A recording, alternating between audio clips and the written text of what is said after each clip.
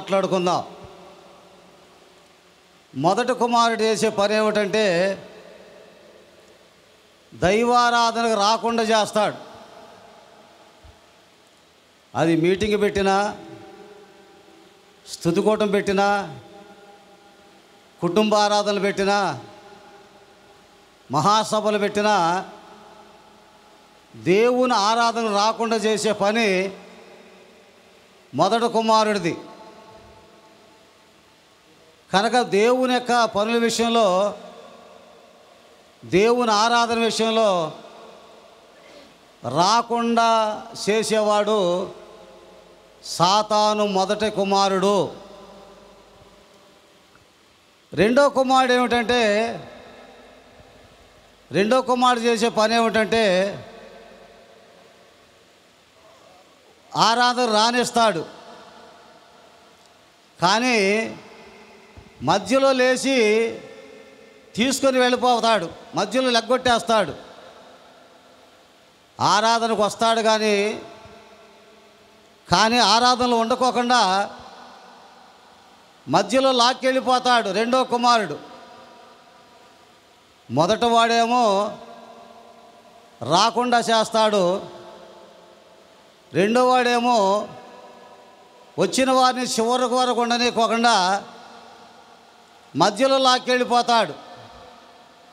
దానికి సాదృశ్యంగా యోహాను సువార్త 13వ అధ్యాయంలో యేసు ప్రభు శిష్యుడు యోధా ఇస్కరియోతు సంస్కారాధనలో పాలు పంపులు పొందాడు, కానీ ఆ రొట్టెని తీసుకొని ముగింపు అవ్వకుండా వెళ్ళిపోయాడు.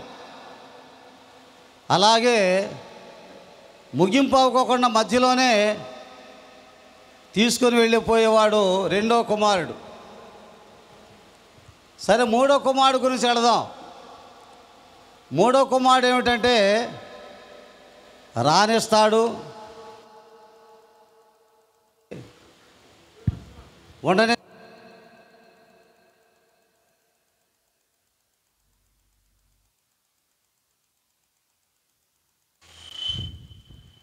వాక్యము విననీయకుండా చేస్తాడు.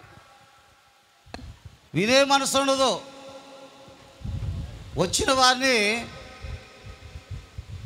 వాక్యము కానీ, సాక్ష్యము కానీ, పాటలు కానీ విననీయకుండా చేస్తాడు మూడోవాడు.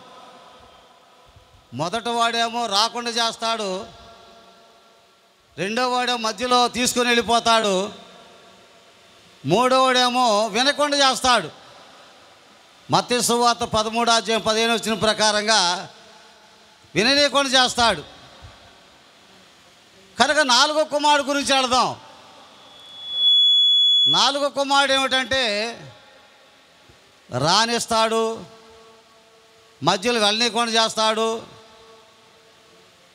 వినకుండా చేస్తాడు, కానీ గ్రహింపు లేకుండా వినేటట్టు చేస్తాడు, కానీ గ్రహింపు లేకుండా చేస్తాడు. నాలుగోవాడు రానిస్తాడు, చివరి వరకు ఉండనిస్తాడు, వాక్యం విననిస్తాడు, గ్రహింపు లేకుండా చేసేస్తాడు. కనుక సాతాను యొక్క నలుగురు కుమారులు 4 రకాలుగా పనిచేస్తూ ఉంటారు. రానికుండా చేసేవాడి చేతిలో ఉన్నావా? మధ్యలో తీసుకొని వెళ్ళేవాడి చేతిలో ఉన్నావా? విననీయకుండా ఉండే చేతిలో ఉన్నావా? లేకపోతే గ్రహింపు లేకుండా చేసేవాడి చేతిలో ఉన్నావా? దైవ సేవకులమైన మనం క్రమబద్ధంగా ఉండాలి, క్రమంలో ఉండాలి. ప్రతిష్ట 10 గంటలకు అన్నాం, 11 గంటల వరకు కూడా ఎవరు ఇక్కడ లేరు. కనుక దేవుని యొక్క ఆశ్చర్యకరమైన అనుభూతిలో క్రమాన్ని మనం ఆచరించాలి, క్రమాన్ని మనం ప్రేమించాలి. మన చిన్న సేవకులమైనా, పెద్ద సేవకులమైనా, అనుభవం కలిగిన వారమైనా, వరాలు కలిగిన వారమైనా, సంఘాలు కట్టగలిగిన వాడవైనా, సంఘాలు స్థాపించగలిగిన వాడవైనా, దేవుడు చూసేది ఈ నలుగురు చేతులు నువ్వు ఉన్నావా లేదా అని దేవుడు పరిశీలన చేస్తాడు. ఈ నలుగురు చేతిలో ఉన్నప్పుడు ఎంత చేసినా కూడా వర్ధిల్లనివ్వడు, దేవుని ఆశీర్వాదం రానివ్వడు. సాతాను ఎప్పుడు ముంచి వేస్తాడో మనకి తెలియదని మనం యోచన చేయాలి. ప్రియమైన దేవుని బిడ్డలారా, ఈ యొక్క కార్యక్రమం విశేషణ ప్రభు బిడ్డలందరూ కూడా దైవ సేవకులకు, దైవ సేవకురాళ్లకు, దేవుని బిడ్డలందరూ కూడా నా హృదయపూర్వక వందనాలు చెల్లిస్తున్నాను. అందరికి వందనాలు. కనుక వెనక మాటలు వినపడకూడదు, ముందు మాటలు వినపడకూడదు. క్రమాన్ని మనం పాటించుదాం. దేవుడు మనకి ఆశ్చర్యకరమైన స్థలాన్ని దేవుడు మనకు అనుగ్రహించాడు. ఈ స్థలాన్ని దేవుడు మనకు సమకూర్చాడు. అద్భుతకరమైన కరంగా అద్భుత రీతిగా దేవుడు మనకు ఒక తలగా హెడ్ క్వార్టర్ అనే దేవుడు మనకి అనుగ్రహించాడు. మద్రాసు వాళ్ళకి మద్రాసు హెడ్ క్వార్టరు, ఖమ్మం వారికి ఖమ్మం హెడ్ క్వార్టరు, విశాఖపట్నం వారికి విశాఖపట్నం హెడ్ క్వార్టరు, గొల్లపూడి వారికి గొల్లపూడి హెడ్ క్వార్టరు, హైదరాబాద్ వారికి హైదరాబాద్ హెడ్ క్వార్టరు అనేది జరుగుతూ ఉన్నాయి. కానీ వీరందరూ కూడా ఒక తలగా, ఒక స్థావరముగా దేవుడు మనకి ఎప్పుడో ఈ స్థలాన్ని ఇచ్చాడు. కానీ దీనిలో మనం ముందుకు సాగలేకపోయాం, దీనిలో మనం ముందుకు వెళ్ళలేకపోయాం. సంసోన్ గారు చనిపోయిన తర్వాత ప్రభుదాస్ గారు ఈ స్థలాన్ని దేవునికి ఇస్తానని వచ్చారు. వచ్చిన తర్వాత అజరయ్య గారు ఏమన్నారంటే, ఆ ఎకరం పొలం స్థలాన్ని నువ్వు దేవునికి ఇస్తానంటున్నావు కనుక దానికి వెల కడుతున్నాం. 1,00,000 రూపాయలు వెల. ఆ టైంలో దీనికి వెల 1,00,000 రూపాయలు కట్టాడు. 1,00,000 రూపాయలు సంస్థ డబ్బులు ఇచ్చాం ప్రభుదాస్ గారికి. 1,00,000 రూపాయలు వెలగట్టి ఆయనతో కాగితం రాపించుకుని 1,00,000 రూపాయలు వెలగట్టి సూరంపల్లి అయ్య గారికి ఇచ్చాం. 1,00,000 రూపాయలు సంస్థ డబ్బులు. ఇది సంస్థ వసూలు చేశాం. ఆయన ఏం చేశాడంటే, ఇది స్థలం కానీ దేవుడు పూర్వీకులది కనుక ఆ 1,00,000 రూపాయలు నాకు అవసరం లేదని దైవ సేవకులకు వాటాలు వేసి పనిచేశాడు. ఆ 1,00,000 రూపాయలు ఆయన కూడా తీసుకోలేదు. కనుక సంస్థ ఈ స్థలాన్ని 1,00,000 రూపాయలు కొంది. దీని మీద ఎవరికి అధికారం లేదు, అందరికి అధికారం ఉంది. ఆ 1,00,000 రూపాయలు ఆయన దేవునికి ఇచ్చేశాడు. మరలా ఇచ్చిన తర్వాత వాటాలు వేసి పెద్ద సేవకులు తలోక భాగాన్ని తీసుకున్నారు. జరిగిన విషయం అది. కనుక అప్పటి నుంచి కట్టాలని ఎంతో ప్రయత్నం చేశారు, ఎన్నో సందర్భాలు ముందుకు సాగారు. కానీ ఆ సిమెంటు, అది కంకరు, ఐరను, ఇసుక అంతా తోలించి కట్టాలని చూశారు. కానీ ఈలోపు ఎవరికో దర్శనం వచ్చిందట. ఆ పేరొద్దు, ఆ దర్శనం కట్టొద్దు అనే దర్శనం వచ్చిందట. వస్తే దాన్ని ఆపేసేశారు.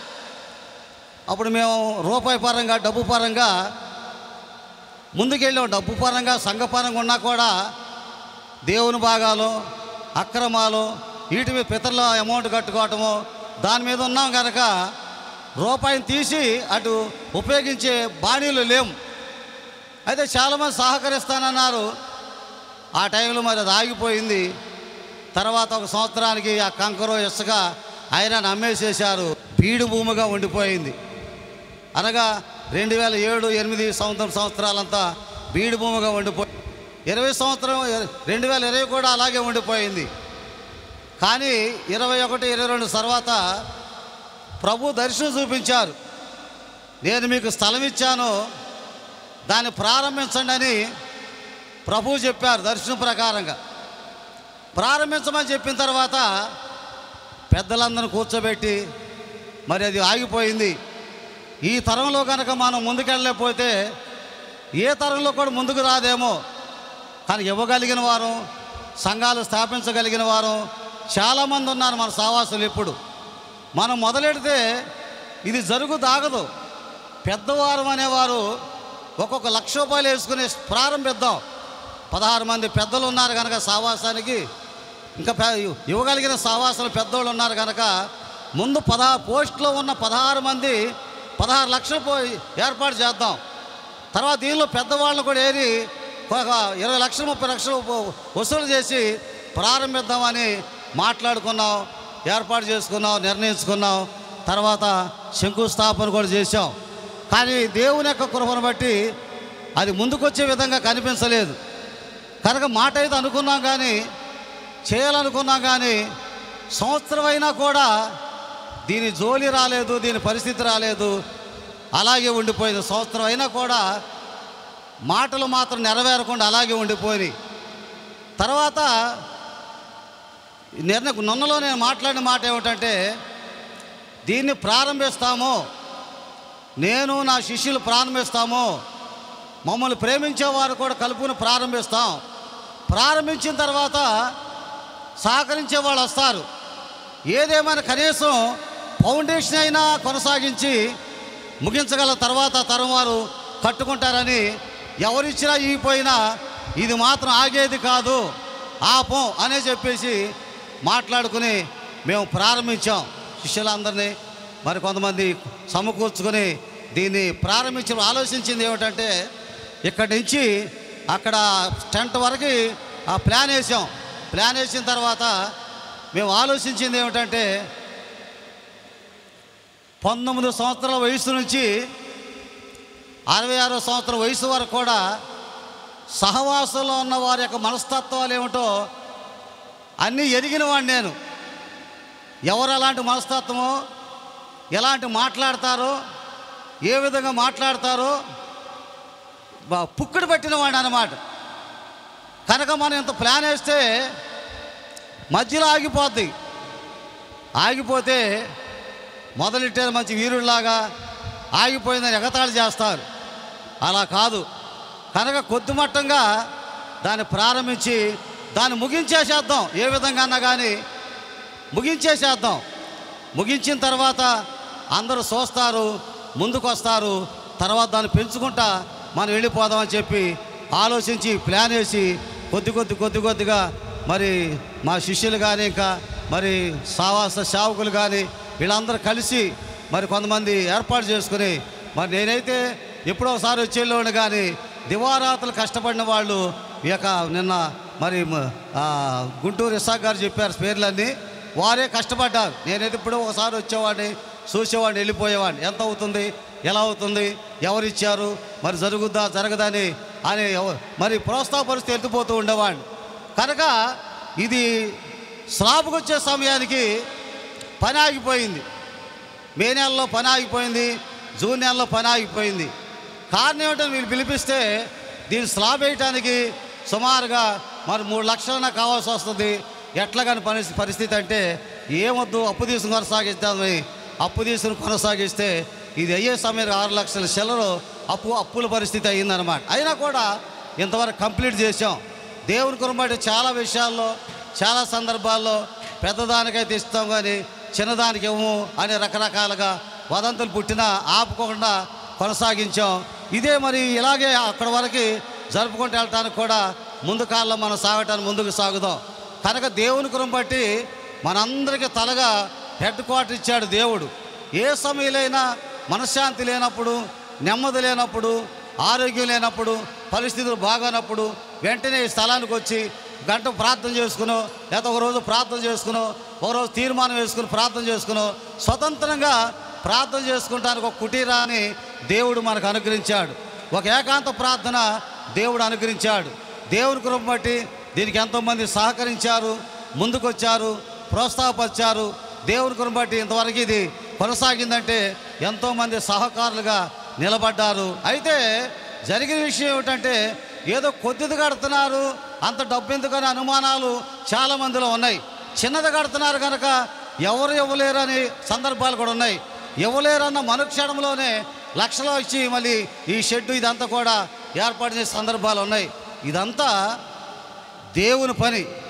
నా ఇల్లు కాదు, నా సంఘము కాదు, నా మందిరం కాదు, మీ ఇల్లు కాదు, మీ సంఘం కాదు, మీ మందిరం కాదు, మనందరూ కలిసిన దేవుని యొక్క స్థలాన్ని, సావరాన్ని దేవుడు మనం సమకూర్చాడు కనుక ఇంతటితో మనం ఆగిపోకూడదు. కనుక మీరందరూ ఒకవేళ మీ శిష్యుల్ని మీరు బలపరిచి మీరు ముందుండి ఇది కొనసాగిస్తానంటే మేము కూడా సహాయంగా ఉంటాం, సహకారులుగా ఉంటాం, కొనసాగిస్తాం. కనుక దేవుని కృపలో మన అందరం కలిసి ఈ కట్టడాన్ని జరగడానికి ముందుకు సాగుదాం. దేవుని కృపలో మహిమలో మనం ముందుకు సాగుదాం. దేవుని యొక్క ఆశ్చర్యకరమైన క్రియ ఏమిటంటే ఇంతమంది బలం ఉండి, ఇంతమంది సంఘం ఉండి, ఇంతమంది వరాలు పొందిన వారు ఉండి, ఇంతమంది వాగ్దానం పొందిన వారు ఉండి, ఇంత జ్ఞానవంతులయ్యి ఈ చిన్న షెడ్డు కడటానికి 5 లక్షల చిల్లరకు అప్పు తీసుకున్నామంటే మనం సిగ్గుపడవలసిన విషయం. దేవుని యొక్క పరిశుద్ధాత్ముడు దుఃఖపడుతున్నాడనే సందర్భం మనం ఆలోచించాలి. మనం అందరూ నిలబడితే ఈ పాటికి ఎప్పుడో ఇది కార్యక్రమం ముందుకు వెళ్ళిపోయేది, మనం ముందుకు సాగించేవాళ్ళం. ప్రియమైన దేవుని బిడ్డలారా, దేవుని కొరకు దేవుని మందిరాన్ని మనందరూ సిద్ధం చేశాడు కనుక నేటి భావభరితమైన దేవుని బిడ్డల కొరకు మాకు ఒక హెడ్ క్వార్టర్ ఉంది, మాకు ఒక స్థలం ఉంది, మాకు ఒక మందిరం ఉంది. సాక్షిగా మనం నిలబడటానికి మనందరికీ ఇది దేవుడు ఆశ్చర్యకరమైన అద్భుతకరమైన మందిరాన్ని దేవుడు అనుగ్రహించాడు. మాకంటే మీకెక్కువ ఉపయోగపడుద్ది. మేము ఎప్పుడు ఒకసారి వస్తాం, నెలకు ఒకసారి 2 సార్లు వస్తాం, మీటింగ్లు చూసుకుంటూ వెళ్ళిపోతాం. కానీ చుట్టుపక్కల ఉన్న వాళ్ళందరూ కూడా, దగ్గరున్న వాళ్ళు కూడా బైక్లో కారులో ఉండి వేసుకొచ్చి ప్రార్థనలో ఉండి వెళ్ళిపోవటానికి చక్కని గుడారాన్ని, కుటీరాన్ని, వాటర్ ఉంటుంది, బాత్రూమ్లు ఉంటాయి, ఫ్యాన్లు ఉంటాయి, అన్నీ ఉంటాయి. దేవుడు ఆశ్చర్యంగా బలపడటానికి ఒకరోజు తీర్మానం వేసుకోవటానికి దేవుడు ఆశ్చర్యకరమైన కార్యాన్ని మరి జరిగిస్తున్నాయి. ఇంకొక విషయం ఏమిటంటే ఈ పనులన్నీ అయిపోయిన తర్వాత నెలకొకసారి నైటు ఆల్ నైట్ ప్రేయర్ క్రమానికి కూడా అందరూ పిలిచి సహవాస వారందరూ ఆహ్వానించి ఆల్ నైట్ ప్రేయర్ అనగా అందరి కొరకు ప్రార్థన చేయటానికి దేవుని కృపలో మనందరం కలిగి ఉండటానికి కూడా దేవుడు మనకు గొప్ప అవకాశాన్ని దేవుడు కల్పించి నెలకొకసారి మనందరం కలుసుకుని, కనుక కలుసుకోవటం వల్ల, కలయికల వల్ల మనలో ద్వేషాలు పోతాయి, మనలో విరోధాలు పోతాయి. ఒకవేళ విరోధ భావాలు, మనస్పర్ధాలు ఇలాంటివి మనకుంటే అందరం కలుసుకోవటం వల్ల కలుసుకుంటాం, మాట్లాడతాం, మనలో విరోధాలన్నీ తొలగించుకుంటాం. కనుక మనందరం దేవుని మీద ఆధారపడి బ్రతికేవాళ్ళం, దేవుని ద్వారా జీవించేవాళ్ళం, దేవుని ద్వారా బ్రతుకుతున్న వారం, దేవుని మీద ఆధారపడి జీవిస్తున్న వారం. ఫ్యాన్లు వెనకాల మోగుతున్నాయి కానీ ఎదరలేవేంటి ఫ్యాన్లు? వెనకాల ఫ్యాన్లు ఎదరలకు లేవా? కనుక మనందరూ కూడా దేవుడు గొప్ప ధన్యతని దేవుడు సమకూరుస్తున్నాడు. కనుక ప్రార్థనాపరంగా మనందరం ఏకీభవించి దీనిలో మనం ముందుకు సాగితే అద్భుతకరమైన దీవెన దేవుడు మనకు అనుగ్రహిస్తాడు. దేవుడు మనకి దీవెనకరంగా నిలబెడతాడు. వాక్యంలోకి వెళదాం. నెహెమ్యా గ్రంథం 3వ అధ్యాయం 12వ వచనం.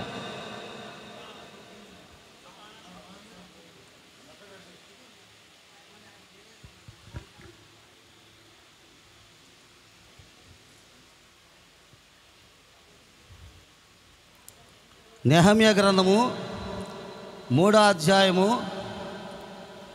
12వ వచనాన్ని ఈరోజు మనం ధ్యానం చేసుకుందాం.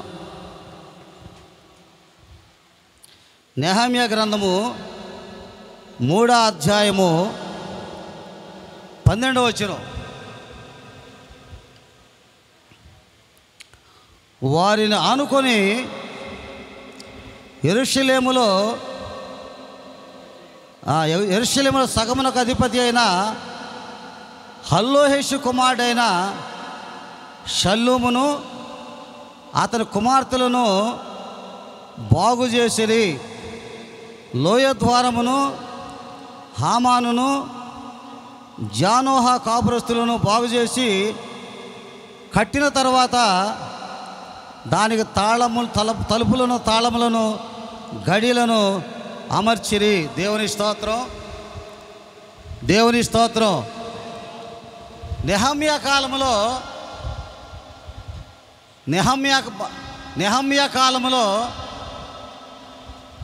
దేవుని మందిరానికి ప్రాకారాలు కట్టడానికి రాజు దగ్గర అనుమతి పొంది వారు యెరూషలేములో దేవుని యొక్క మందిర ప్రాకారాలు కట్టడానికి వారు వచ్చి ఉన్నారు. సొలొమోను ద్వారా కట్టబడిన ప్రాకారాలు, గోడలు మందిరం అంతా కూలిపోయినప్పుడు నెహమ్యా ప్రార్థన చేశాడు. నెహమ్యాతో పాటు అనేక మంది భక్తులు కూడా ప్రార్థన చేశారు.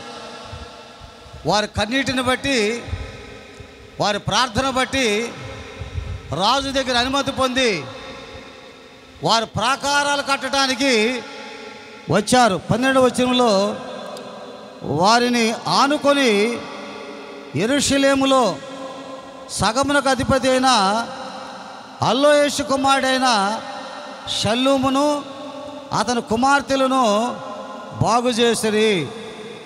హల్లోయేషు కుమారుడు షల్లూము కుమార్తెలు బాగు చేసిరి.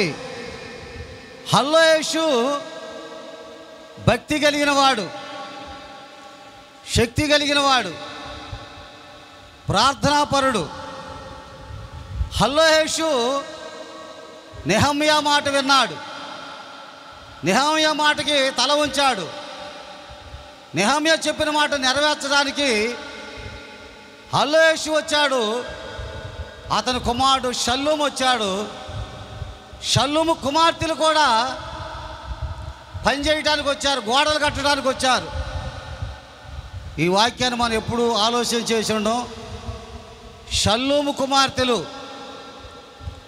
షాలేము కుమార్తెలు కనుక హల్లోయేషు మనవరాళ్ళైన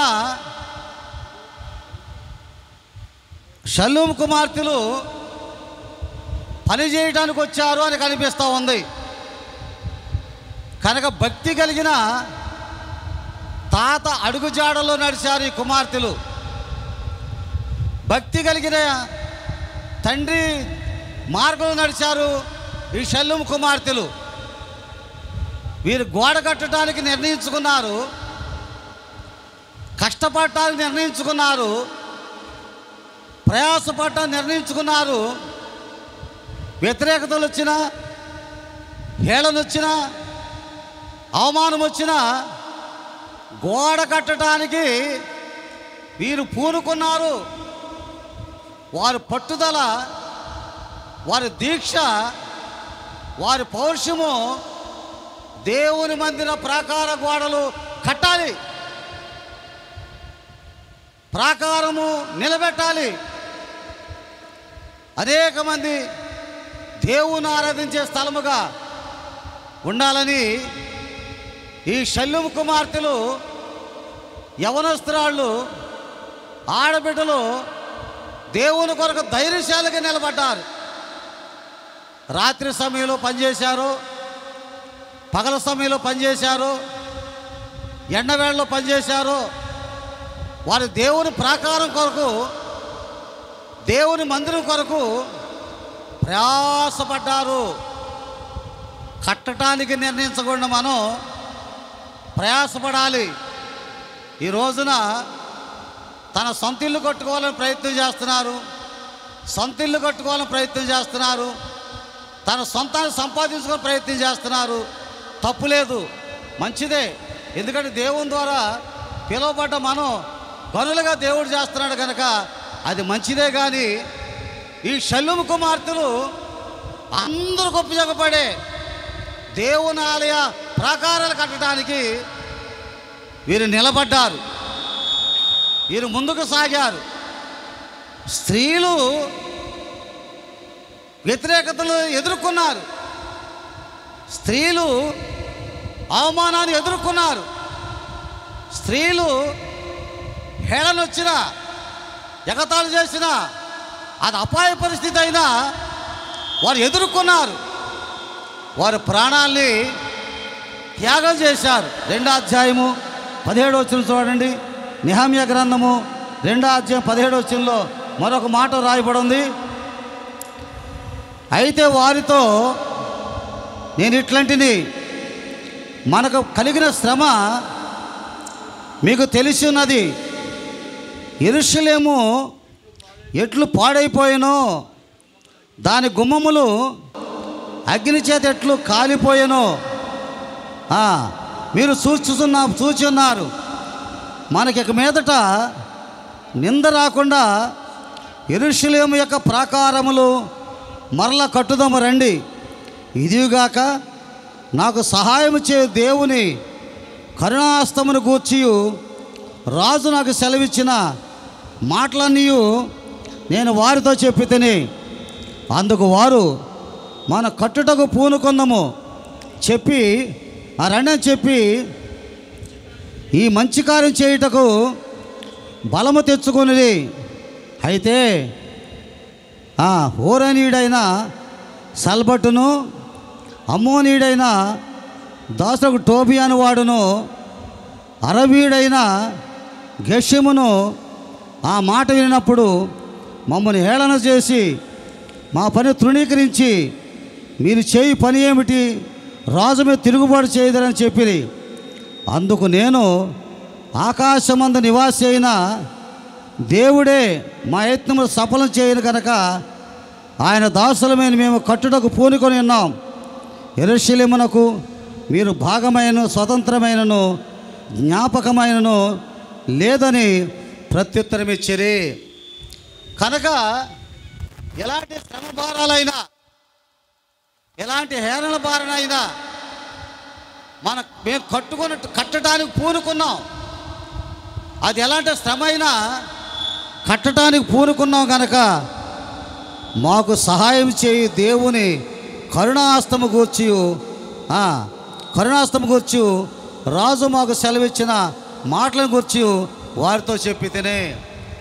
కనుక దేవుడు కరుణాస్తం ఉంది. దేవుడు కరుణాస్తముతో దేవుడు ప్రేరేపిస్తాడు. కరుణాస్తముతో మాకు సహాయం చేస్తాడు. అందుచేత దేవుని కరుణాస్తం ఉంది కనుక ఇది కట్టడానికి మేము పూనుకున్నాం. దీనిలో మేము వెనకంజ వేయం, దీనిలో ముందుకు సాగుతాం. అది ఎలాంటి పరిస్థితి వచ్చినా, ఎలాంటి స్థితి వచ్చినా, ఎలాంటి అభ్యంతరాలు వచ్చినా, ఎలాంటి ఆటంకాలు వచ్చినా పని జరిగించే పని, ఆ పని దేవునిది కనుక దేవుని పని దేవుడు జరిగిస్తాడు అని వారు నడుము కట్టుకున్నారు, ముందుకు సాగారు. కట్టడానికి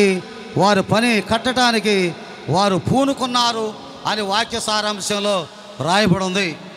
ఈరోజు మన కుటుంబాలను కట్టేవాళ్ళం, ఈరోజు మన జీవితాలు ఆత్మలు కట్టేవారు, మన జీవితాల్లో అనేక గలిబిలయ్యే వారి కుటుంబాల్ని ఆదరించి కట్టేవారు, పడిపోయిన కుటుంబాల్ని లేవనెత్తి కట్టేవారు, దిగజారిపోయిన వాళ్ళు లేపి కట్టేవారు. అలాంటి కృపావరాలు, అలాంటి దీవెనకరమైన వరాలు దేవుడు మనకు అనుగ్రహించాడు.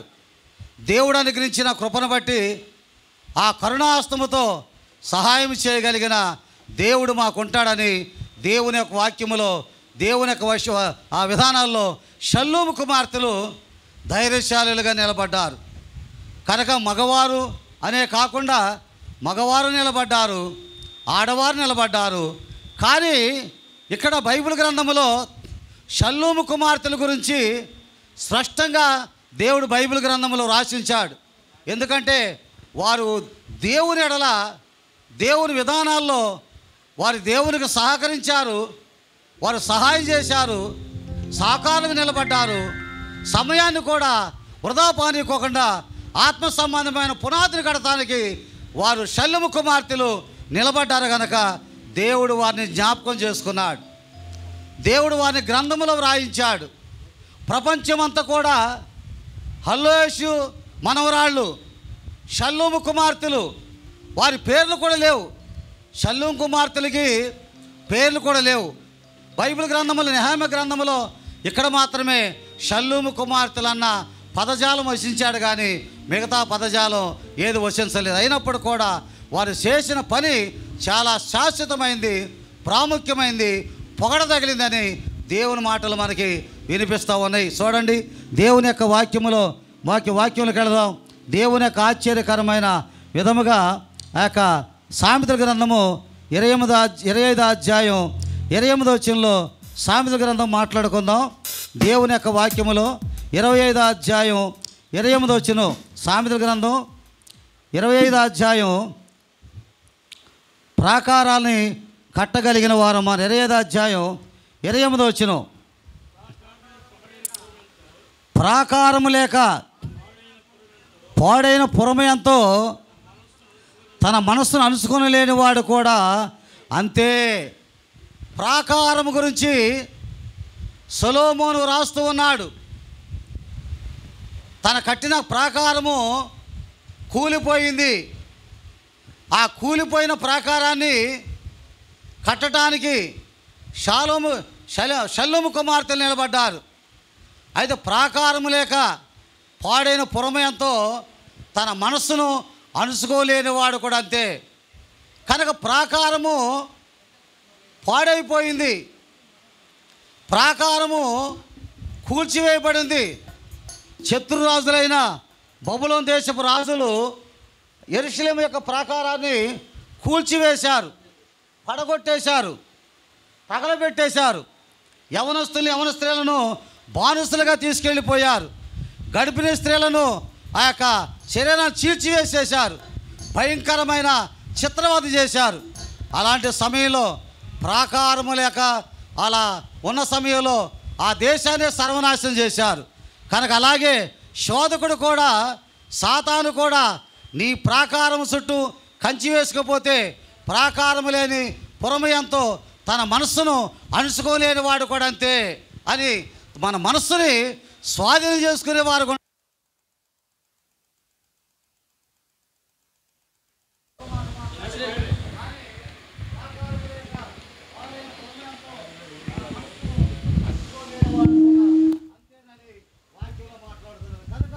దేవుని యొక్క విషయాన్ని బట్టి ప్రాకారము చుట్టూ ప్రాకారము కట్టుకోవాలి. మన కుటుంబం క్షేమంగా ఉండాలంటే ప్రాకారము కట్టుకోవాలి. మన సంఘం క్షేమంగా ఉండాలంటే ప్రాకారం కట్టుకోవాలి.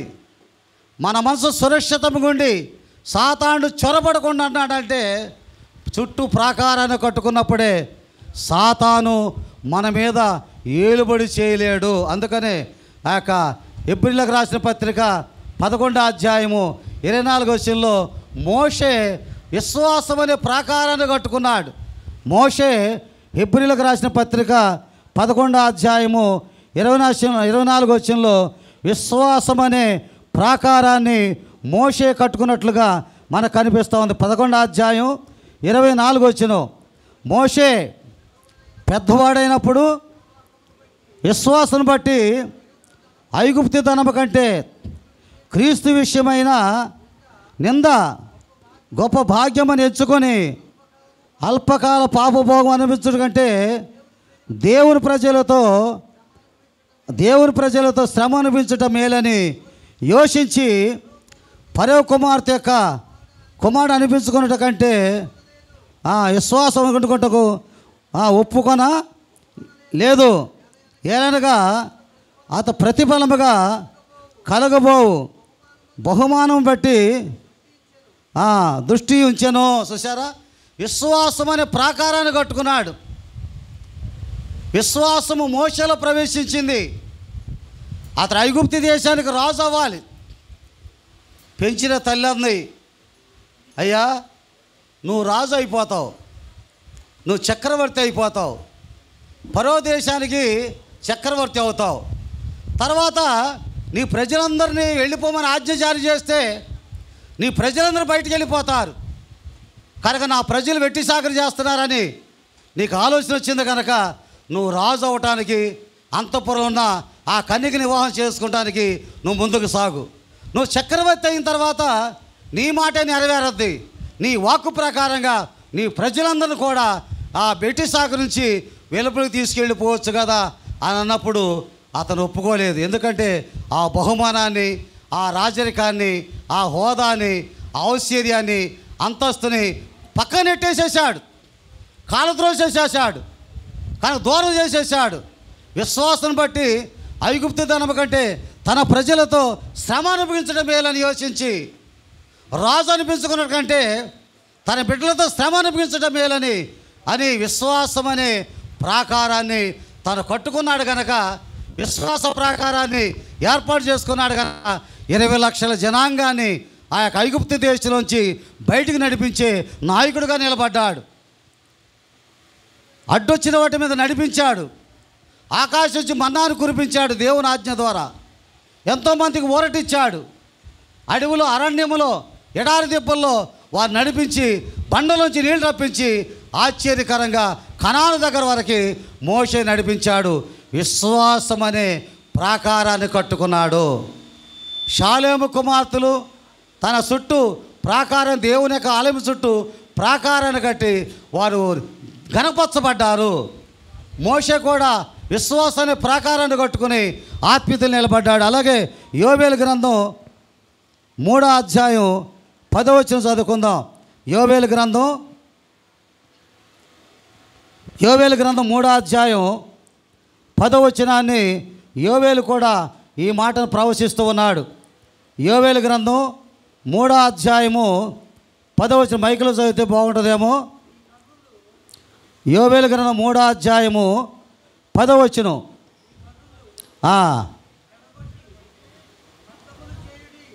ఏమన్నా మీ కర్రులు చెడగొట్టి ఖడ్గములు చేయుడి, మీ పోటకత్తులు చెడగొట్టి ఈటెలు చేయుడి.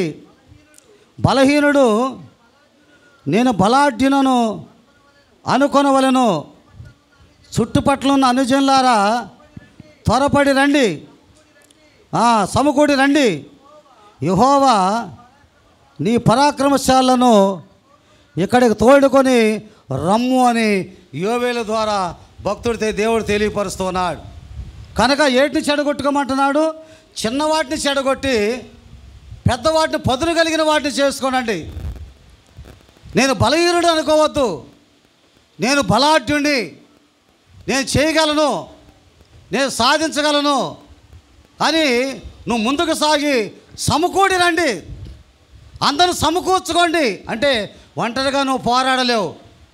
విశ్వాసం అనే తాటి మీద నువ్వు నిలబడి విశ్వాసం అనే ప్రాకారాన్ని కట్టుకొని కనుక సమకూర్చుకొని నీ దగ్గరున్న వారందరినీ సమకూర్చుకొని బలపరుచుకొని ధైర్యపరిచి నువ్వు బలాఢ్యుడు కదా, నువ్వు బలవంతుడవు, బలాఢ్యుడవు కనుక బలహీనుడుగా ఏ పని చేయకూడదు.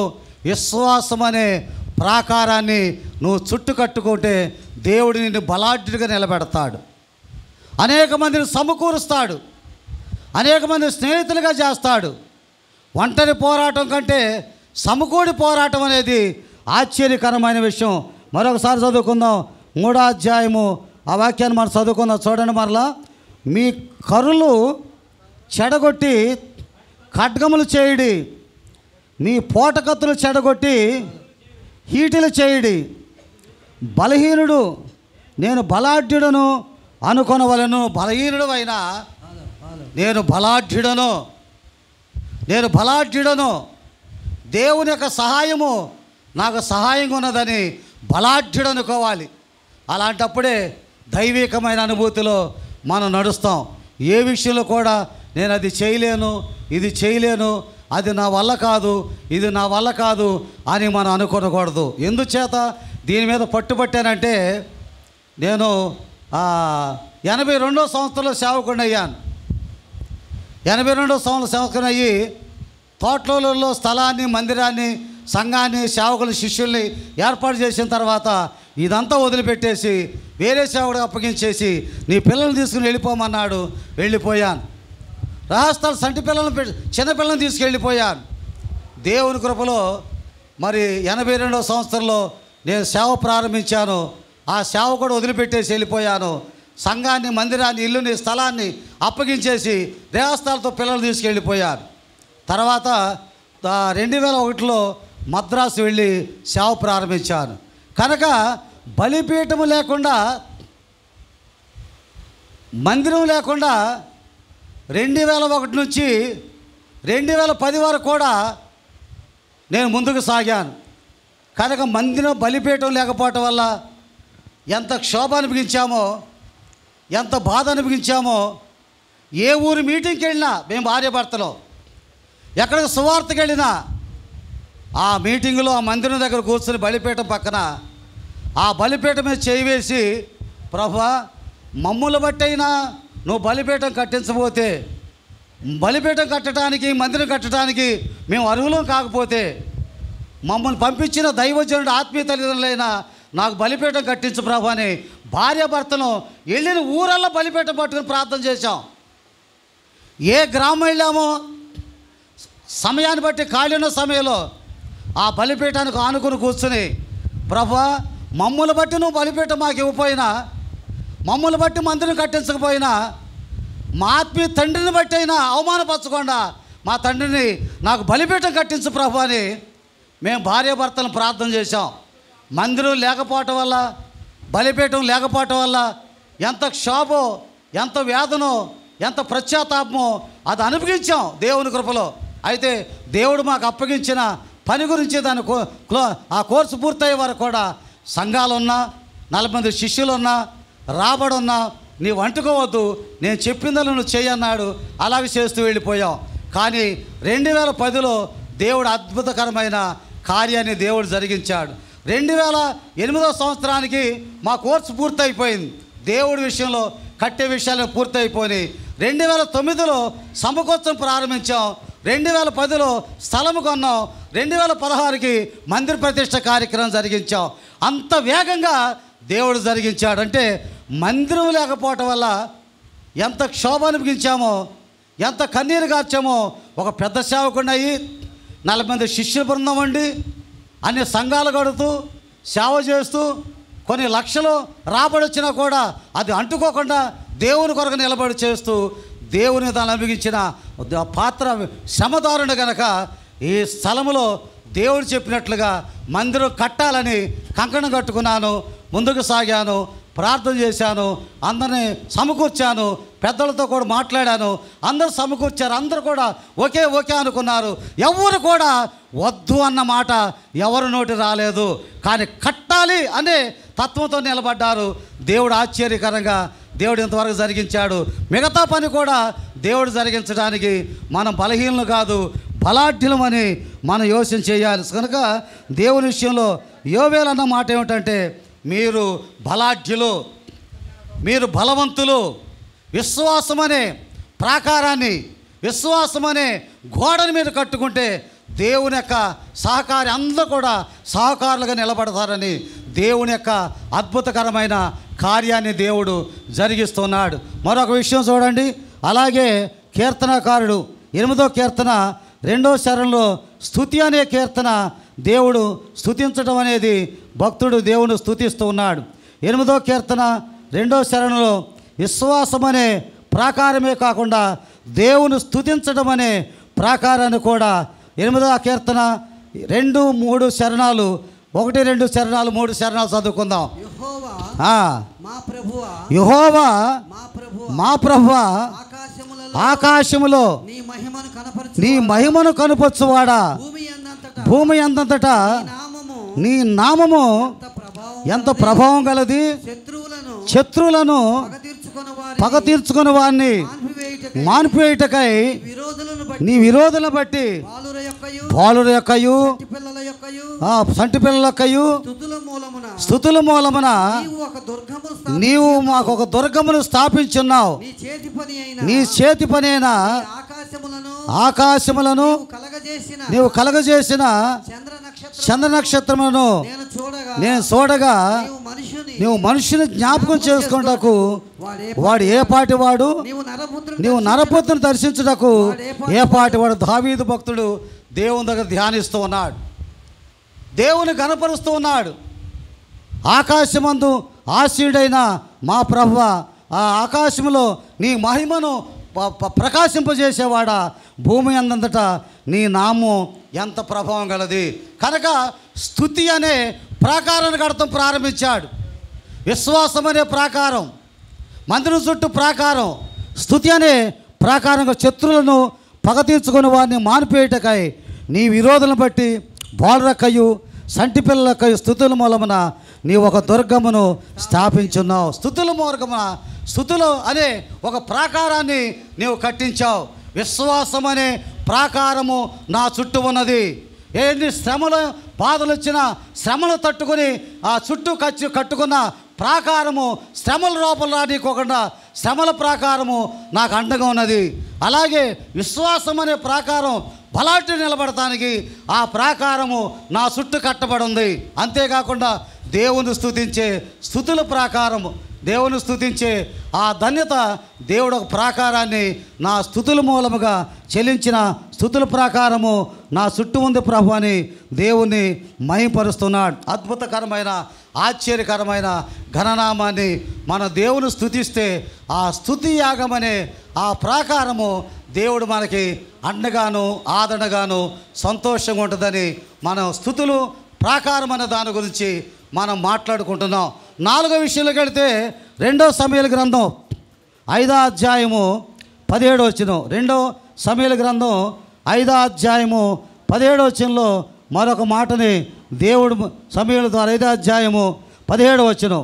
జనులు ఇశ్రాయేలీయుల మీద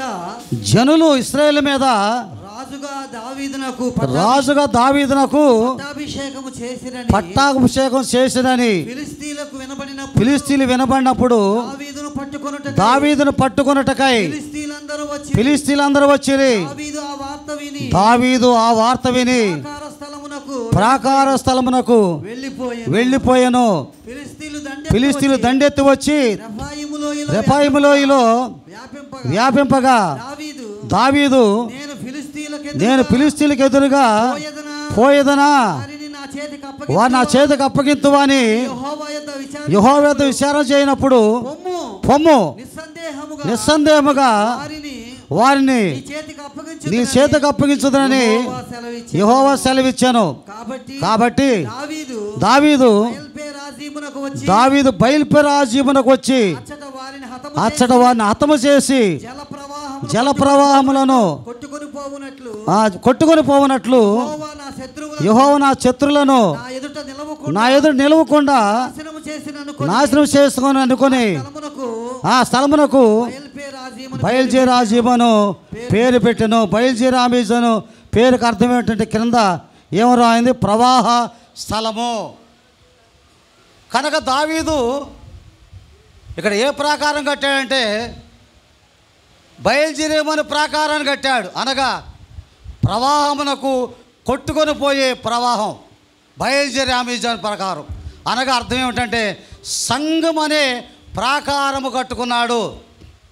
తన బాధ వచ్చినప్పుడు, తన పరిస్థితి వచ్చినప్పుడు సంఘం అనే ప్రాకారాన్ని కట్టుకుని దాంట్లోకి వెళ్ళి నేను వెళ్ళేదనా వెళ్ళవద్దా, యుద్ధము చేసేదనా చేయవద్దా, నేను కొట్టవచ్చా కొట్టకూడదా, నేను తల వంచా తల ఎత్తనా అని దావీదు ప్రాకారం అని అనగా సంఘం అనే ప్రాకారములో దాగి దేవుని దగ్గర మొరపెడుతున్నాడు.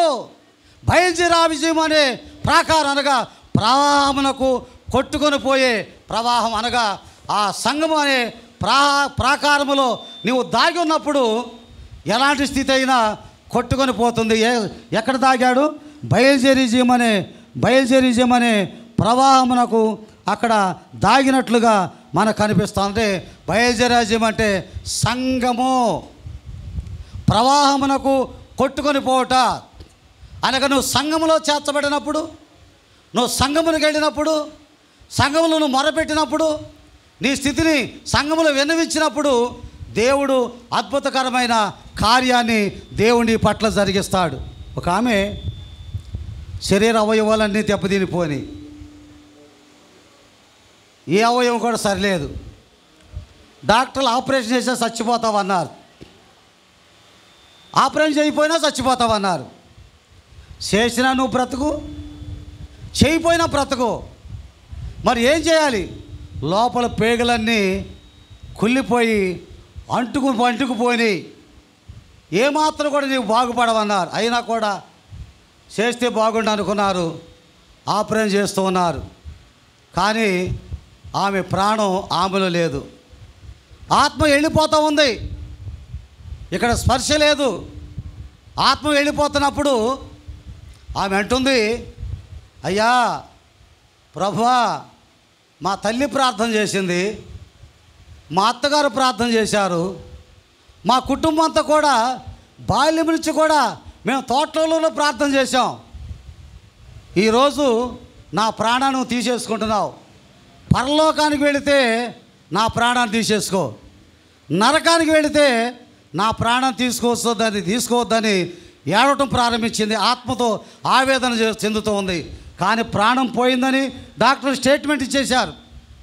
ప్రాణం పోయింది, కానీ ఆత్మ వెళుతున్న సమయంలో ఈమె అడుగుతుంది ప్రభువుని, ప్రభువా, నా ఆత్మ పరలోకానికి వెళితే తీసుకొని వెళ్ళిపో, కానీ నా ఆత్మ అగ్నిగుండంలోకి వెళితే తీసుకొని వెళ్ళొద్దు, నాకు ఒక సమయం ప్రభు అని అడగగానే ఆత్మ వచ్చి ఆ కట్టెలో పడిపోయిన ఆ శరీరం కదలటం ప్రారంభించింది. కదలటం ప్రారంభించిన తర్వాత దేవుడు అద్భుతరీతిగా ఆమెను బ్రతికించాడు. నేను నిన్ను బ్రతికించాను కనుక 5 దైవజనులు పెట్టి స్తుతికూటం పెట్టుకో అని దేవుడు తెలియపరిచాడు. 5 పిలిచింది, కానీ 18 మంది సేవకులు వచ్చేసారు. ఆ రోజు 18 మంది సేవకులు వచ్చారు. దేవుని యొక్క కృపలో ఆ స్తుతికూటం దేవుడు ఆశ్చర్యకరంగా జరిగించాడు. కనుక సంఘం అనే ప్రాకారం, ఎప్పుడైతే నీకు బాధ వచ్చిందో, నీకు శ్రమ వచ్చిందో, నీకు కష్టం వచ్చిందో, సంఘం అనే దానిలోకి ప్రాకారంలోకి నీ వెళ్ళి ప్రార్థన చేస్తే దేవుడు నిన్ను అద్భుతకరంగా, దేవుడు నీకు ఒక దుర్గాన్ని స్థాపిస్తాడు. దేవుడు అద్భుత రీతిగా జయం అనుగ్రహిస్తాడు. బయలుజెరీజం అనే ఆ దానిలోకి వెళ్ళినప్పుడు దేవుడు అద్భుత రీతిగా దావీదుకి జయమిచ్చాడు, అద్భుతకరమైన కార్యాన్ని జరిగించాడు. నీ చుట్టూ ఎన్ని శ్రమలు వచ్చినా చుట్టూ ప్రాకారాన్ని షాలేము కుమార్తె అనగా షల్లూము కుమార్తెలు కట్టుకున్నట్లుగా కట్టుకునేవాడు ఉండాలి. ఎలాంటి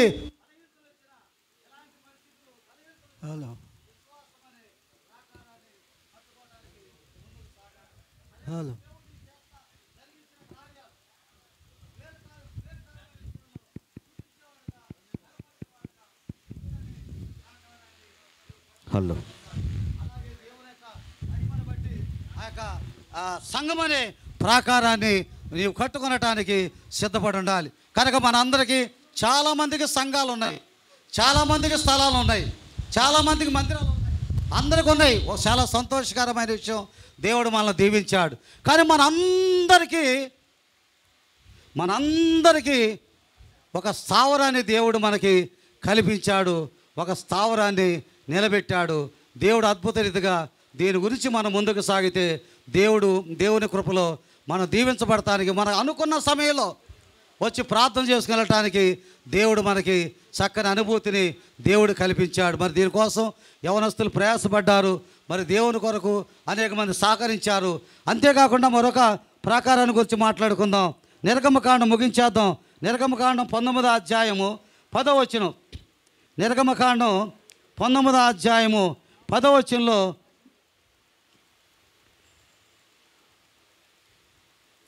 నిర్గమకాండం 19వ అధ్యాయము 10వ వచనం. యెహోవా మోషేతో, నీవు ప్రజల వద్దకు వెళ్ళి నేడును రేపును వారిని పరిశుద్ధపరచుము, వారు తన బట్టలు ఉతుక్కొని 3వ నాటికి సిద్ధముగా ఉండవలెను. మరునాడు 3వ నాడు యెహోవా ప్రజలందరి కన్నులెదుట సీనాయి పర్వతం మీదకి దిగివచ్చును. చూసారా, ప్రభువు చెబుతున్న మాట, పరిశుద్ధమైన ప్రాకారాన్ని కట్టుకో. 2 దినాలు పరిశుద్ధమైన ప్రాకారాన్ని కట్టుకో. 3వ రోజు నేను వస్తాను, నేను వచ్చి దిగుతాను, మిమ్మల్ని అందరితో కూడా నేను మాట్లాడతాను, మిమ్మల్ని ధైర్యపరుస్తాను. కనుక దేవుడు దిగి వస్తాడు, దేవుడు మనల్ని ధైర్యపరుస్తాడు. మన చుట్టూ ఒక ప్రాకారాన్ని కట్టుకున్నప్పుడు, అలాగే విశ్వాసం అనే ప్రాకారం కట్టుకున్నప్పుడు, స్తుతి అనే ప్రాకారం కట్టుకున్నప్పుడు, సంఘం అనే ప్రాకారం నిలబడినప్పుడు, పరిశుద్ధమనే ప్రాకారాన్ని మనం స్థిరపరచుకున్నప్పుడు తప్పనిసరిగా దేవుడు దిగి వస్తాడు, మన విన్నపాన్ని ఆలకిస్తాడు, దేవుడు మనతో మాట్లాడతాడు, దేవుడు మన పట్ల అద్భుతకరమైన కార్యాన్ని దేవుడు జరిగిస్తాడు. దేవుడు ఆశ్చర్యకరమైన అనుభూతిలో, దేవుడు మహిమకరమైన దీవెనకరమైన విషయాన్ని దేవుడు మనకు కలిగిస్తాడు. దేవుని స్తోత్రం, దేవుని స్తోత్రం, దేవుని స్తోత్రం. పరలోకమందున్న మా తండ్రి. మనందరం నిలబడి దేవుణ్ణి ఆరాధించుదాం. మనందరం ప్రభువు నామాన్ని బట్టి గణపరచుదాం. దేవుని నామాన్ని బట్టి, ప్రభు చేసిన కార్యాన్ని బట్టి, వాతావరణం కూడా స్వాధీనంలోంచి దేవుడు మన మీద దయ చూపించిన ఆదరణ బట్టి దేవుని స్తుతించి ప్రార్థన చేద్దాం. పరలోకమందున్న మా తండ్రి, నీ నామం పూజింపబడునుగాక,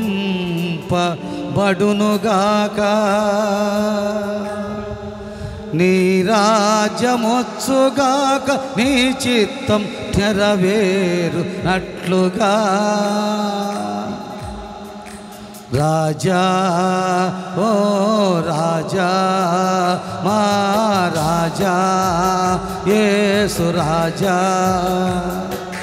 రాజా ఓ రాజా, మా రాజా యేసు రాజా. పరలోకమందున్న మా తండ్రి, నీ నామం పూజింపబడునుగాక, నీ రాజ్యమొచ్చుగాక, నీ చిత్తం నెరవేరునట్లుగా. రాజా ఓ రాజా, ఓ రాజా యేసు రాజా. రాజా ఓ రాజా, మా రాజా యేసు రాజా. ప్రభువా, మీ ఆత్మవర్షాన్ని కురిపించు మా ప్రభువా. మా చుట్టూ ఒక ప్రాకారాన్ని నిలబెట్టు ప్రభువా. విశ్వాసమైన ప్రాకారములో మమ్మల్ని బలాఢ్యులుగా చేయి ప్రభువా. స్తుతియాగము చెల్లించే ప్రాకారాన్ని నిలబెట్టు ప్రభువా.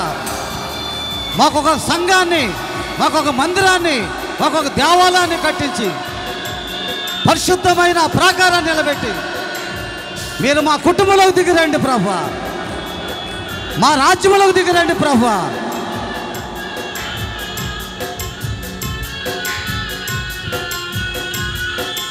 యేసయ్యా, యేసయ్యా, ఈ సమయంలో మీ బిడ్డలమైన మేమందరం ప్రభువా, నీ నామస్మరణ చేసే బిడ్డలం ప్రభువా.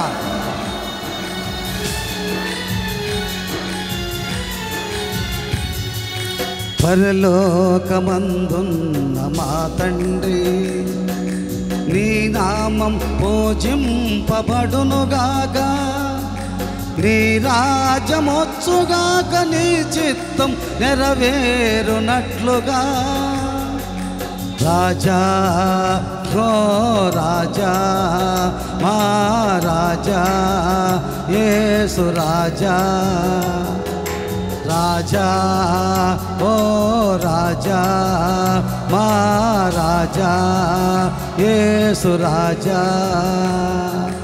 యేసు ప్రభువా, మీ ఆత్మ జ్వాలలు కురిపించు మా ప్రభువా. మీ అగ్ని జ్వాలలతో మమ్మల్ని స్థితపరచు మా ప్రభువా.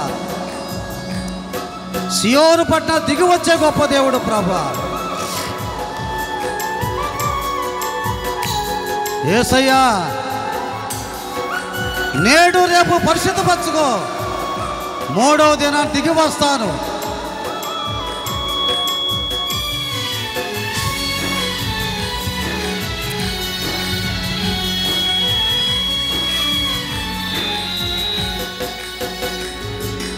మాకు కావలసిన ఆహారం దయచేయు.